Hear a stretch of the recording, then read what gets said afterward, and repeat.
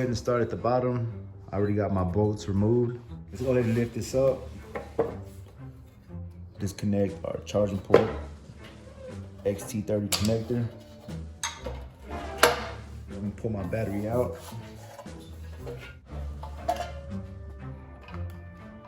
All right, so let's just set that there.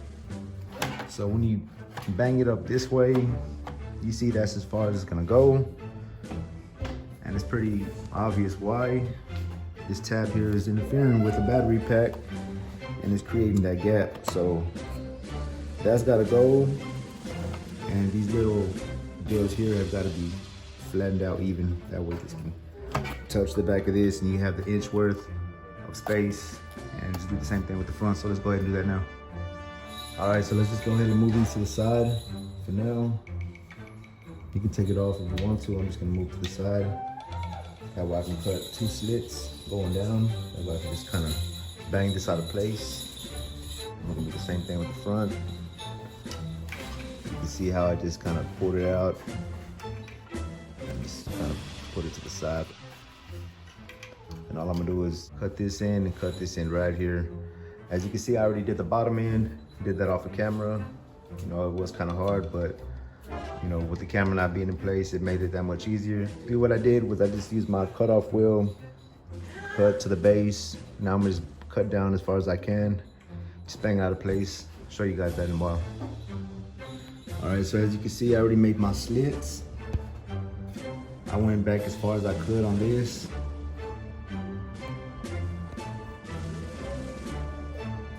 Did the same thing on this side here. Now what I'm gonna do, since now I have it all cut out, I'm gonna use is a hammer and a chisel, bang this out, and then go from there. I'm gonna cut these edges down. That way they be smooth and I can hit the walls and have all the space I need. So I'm gonna start by taking out this back one first. I'm just using a chisel because it's what I have, and this little hammer here. I might just be able to hit it with the hammer instead.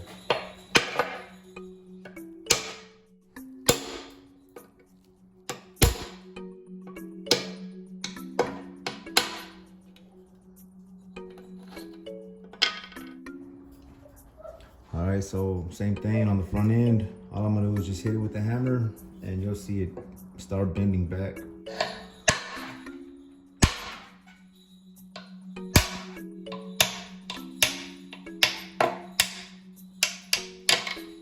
Okay, so now as you can see, I managed to get rid of both of these little tabs.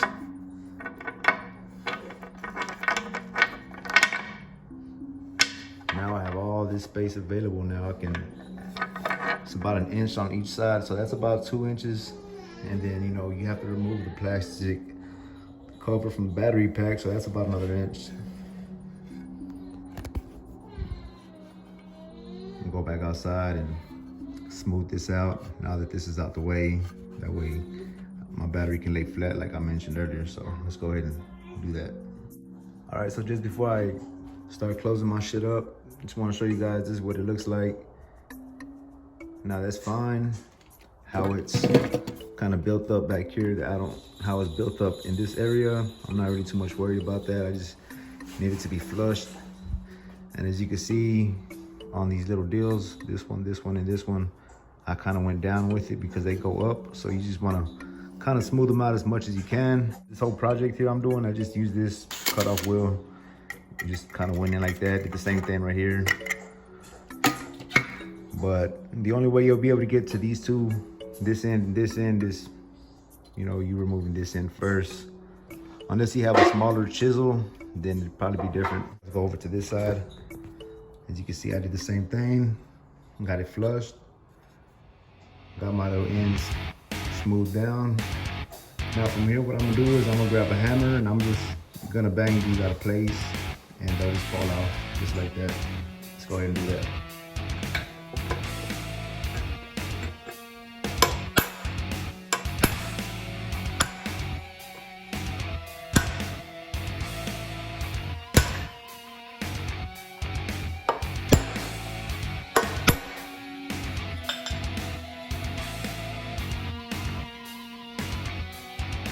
All Alright, so as you can see, I have a Bird 2 scooter right here in front of me. Now, what I was trying to do is make more room inside the housing, which I did. But I was actually trying to fit the 500 watt brushless controller inside this housing, and it's just still not gonna happen. Now, what I did was remove this little middle deal, which held the screw, and this flattens these surfaces down. Now it allows me to push this all the way down to the corner so it's flat. I have all the space. Do the same thing to this in here, just grind this out. Same thing, just flatten it and just kind of popped it out. So with the space I need for this is 5 inches, it's supposed to be 5.91 inches, and it's just almost there, but it's not. So it's not even gonna be able to happen. I'm not even gonna worry about it. On the other hand, if I was to knock out this little space, I can manage to get the controller to fit, but it'll be way out here. It's not gonna be touching this, but it'll be like somewhere midway. But it's just gonna open more doors to having water seep into the housing, and you know, just having a experienced water damage. That's not what I'm trying to head for. So just gonna stay away from that. Put a generic controller in here and just go from there. Go ahead and close this thing up, but I'm gonna go ahead and just stick with the 450 watt brushless controller. Not even gonna make a video on that. Another thing I wanna say is what I'm gonna cover this up with is permanent tape. So I'm gonna wrap that around here, and then to top it off, I'm gonna spray it with some rubber sealant, just to, you know, just ensure that no water's gonna come in and try to seep in through anything or anything like that. But that's it. All right, so one last thing.